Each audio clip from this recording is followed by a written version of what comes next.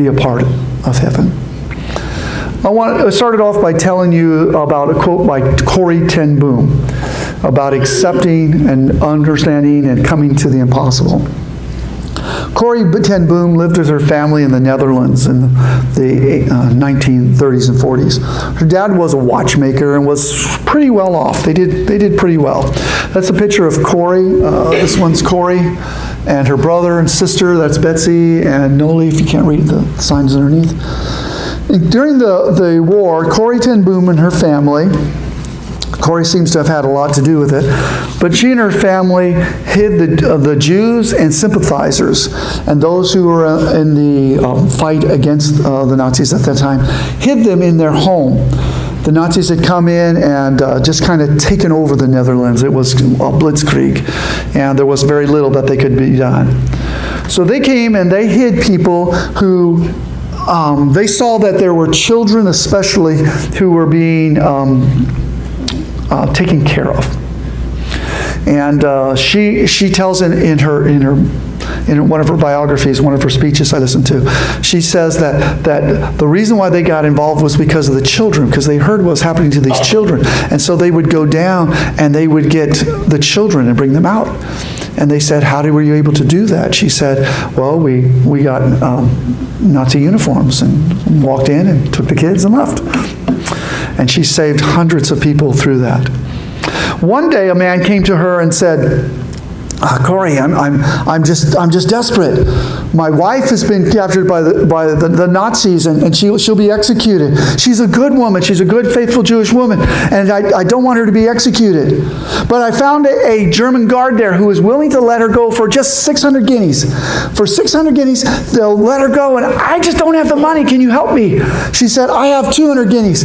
So come back in 2 hours, and we'll see what we can do. And so she goes and she talks to everybody she knows. You've got to give money for this woman. This woman is going to die unless we can help her. Can you contribute? Can you contribute? In 2 hours he came back and she handed him the 600 guineas.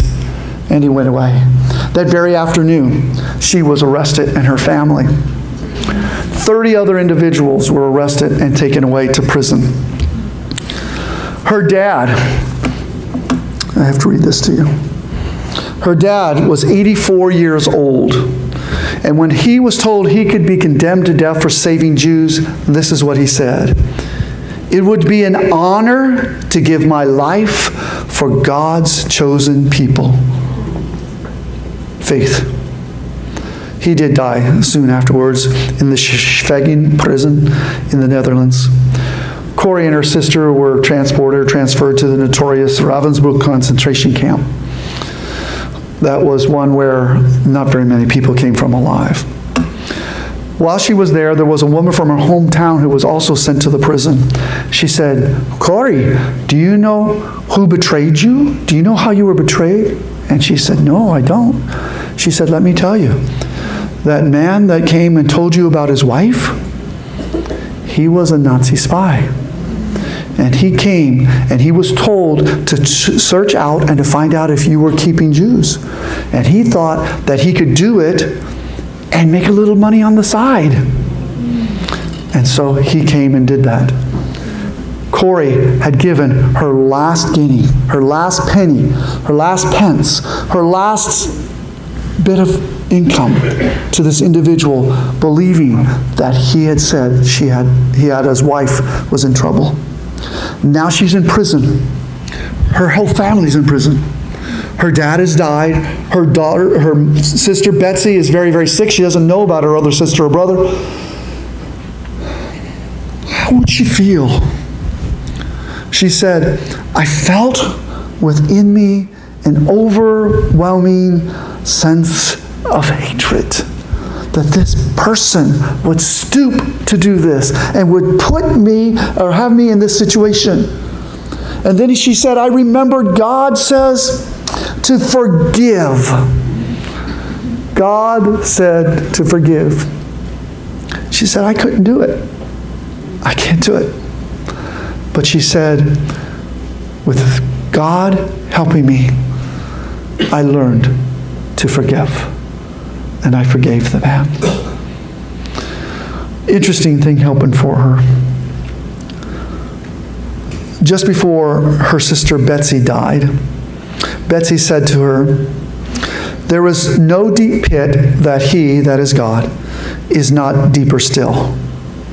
Say it again. There is no deep pit. There is no deep pit that he, that is God, is not deeper still. They will listen to us, Corey, because we have been here. Her sister died on December 16, 1944. 12 days later, Corey was miraculously released from prison due to a clerical error. After her release, all female prisoners in her age group were eliminated.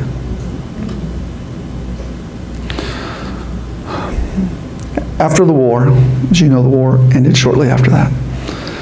After the war, Corey learned that the man who had betrayed her was being tried for his criminal actions. What would you do? And go to the scene and spit in his face? Be there and jeer? Corey sent him a letter and a Bible that highlighted verses regarding salvation and sent that to him. And she told him, "You put me in a horrible, horrible place, but God tells me to forgive, and so I forgave. And I want you to know about the goodness of this God." He wrote back to her and he said, your letter said that God forgives. Can he forgive me? Yes, he will.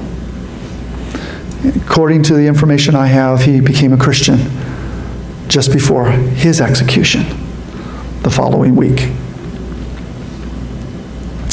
Corey also said this: when a train goes through a dark tunnel, you don't throw away the tickets and jump out. You sit still and trust in the engineer, fully persuaded that God will do what he promises to do. Fully persuaded that by God's grace, not what I do. God doesn't have a ledger. He doesn't have a ledger where he puts down all the good things that you've done on one side and all the bad things on the other side, and then somehow compares them to see which one is heavier, which one's... That's not the way God does it. It doesn't make any difference if you were the man who was there, who sent many people to Nazi prisons, who deceived Corey and got her arrested and her family and 30 others. It doesn't make any difference how many people you killed or led to destruction. What matters is, do you have faith? Do you have faith? Are you fully persuaded that God will do what he wants us to do? We leave this question with you so that you'll be able to not ask the question, I sure hope I've done enough, or I sure hope I have enough faith. God loves you, and he has given grace to you because of your faith. May we be people who live in grace and who live in faith because we believe.